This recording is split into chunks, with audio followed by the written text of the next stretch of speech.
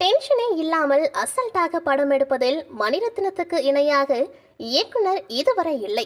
இவருக்கு risk எடுப்பதெல்லாம் rusk சாப்பிடுற மாதிரி அப்படின்னு படத்தை ஆரம்பிக்கிறதும் தெரியாது, முடிக்கிறதும் தெரியாம அசல்ட்டா படத்தை எடுத்து விடுவாரு.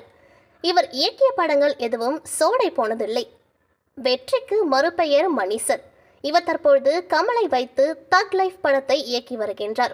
இப்படத்தில் சிம்பு, துல்கர் சல்மான், ஜெயம் ரவி, த்ரிஷா, கௌதம் கார்த்திக் உள்ளிட்டோர் நடிக்க படத்தின் ஷூட்டிங் சென்னையில் நடந்து முடிந்து இப்பொழுது டெல்லியில் செங்கோட்டை பகுதியில் ஆக்ஷன் காட்சிகள் படமாக்கப்பட்டு வருகின்றது.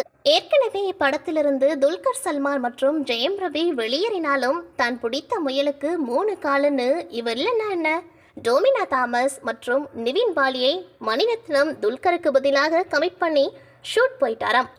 துல்கர் படத்திலிருந்து விலகியதற்கு காரணம் இப்படத்தின் படப்பிடிப்புகள் திட்டமிட்டு செயல்படாததுதான் காரணமாம். ஆனால் படத்திலிருந்து வெளியேறிய துல்கர் சல்மானுக்கு சரியான படம் எதுவும் அமையாததால் திரும்பவும் மணிக்கிட்டேயே சரணாகிவிட்டாராம். இதுக்கு இங்கேயே இருக்கலாமேன்னு என்று படக்குழு முணுமுணுக்கிறதாம்.